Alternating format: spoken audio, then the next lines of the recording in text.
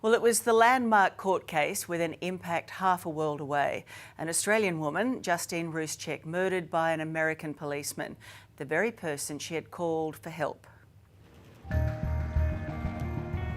For those who loved Justine and those who fought for justice for Justine, today was a long, long time coming.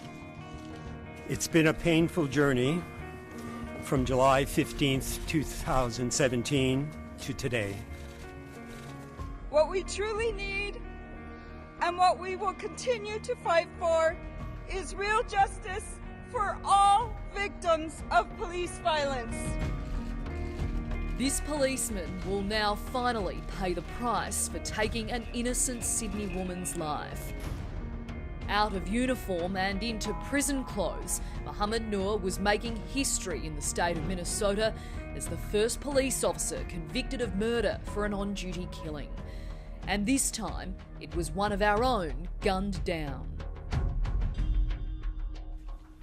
Ironically, the Minneapolis Police Department emblem on the squad door reads, "To protect with courage and to serve with compassion." Where were these values that night? From Sydney to the States, Justine Damond left home for love and a new future. She met Don Damond on a meditation retreat. Their bond became something more. Eventually, there was an engagement ring. She taught us to live joyfully. She taught us to laugh. And so Don's hometown of Minneapolis, Minnesota was where the couple decided they'd start a life together. The same town where Noor set out to become a cop. Mr. Noor, will you testify during the trial? Will you ever tell Australia what happened? Noor shot Justine dead after responding to her 911 call. She approached his patrol car in pink pyjamas and he pulled the trigger. The confronting aftermath captured on officers' body cams and played to the court. You saw the woman in pink pyjamas. How did you perceive her to be a threat, Mr. Noor? To watch this dear sweet woman gasping in her breath, that kind of death rattle kind of a thing, and it was so powerful. Justine's family flew across the world, not wanting to miss any developments in Noor's trial. They've endured weeks of heartbreaking evidence against her Somali-American killer. Australia's obviously been watching this trial really closely, but why does America care so much? They've been watching just as closely as us. First attention is just the number of them that's happened across our country. The second thing is the kind of the unique twist here, that we have the reverse, that we have a black police officer shooting a white victim. And usually it's the opposite argument. OK, the police are here. Those were Justine's last words to her fiancé on the phone.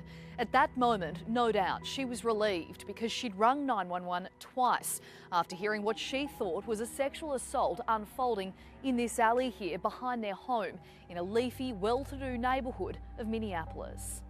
But the Sydney woman had no idea that just 1 minute and 19 seconds later, she would utter her last words alive, "I'm dying," after the policeman shot her.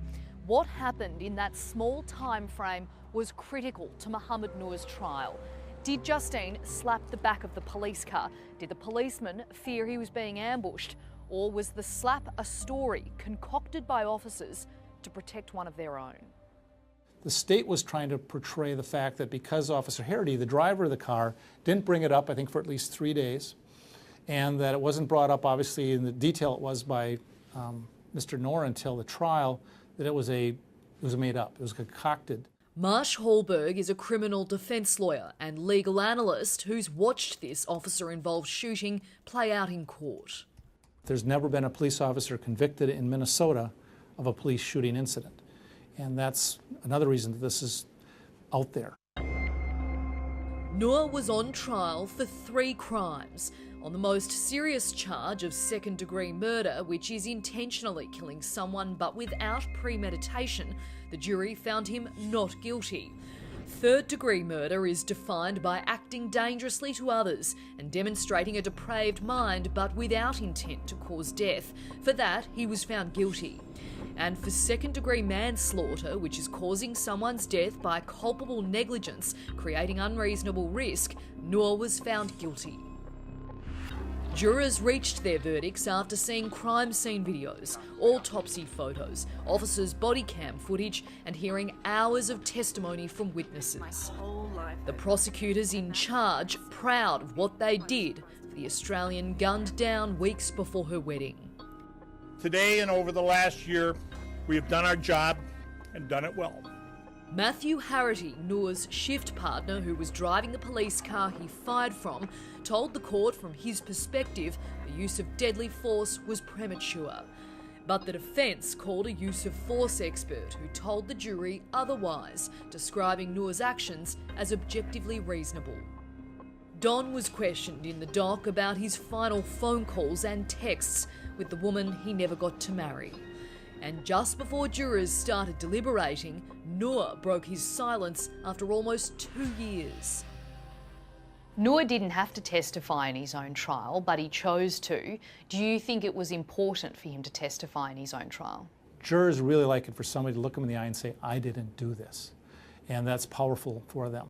For Australians back home, it seems inconceivable that a policeman can shoot dead an innocent woman and escape a murder conviction. But here in the state of Minnesota, it's not that simple. Police officers are protected by laws that the average American isn't, and it means they can use deadly force on the job. And that's a statute in place. Minnesota has one, all the other states have one that basically says police officers can kill somebody. It's memorialized in the law if they perceive either a death concern for themselves or their partner.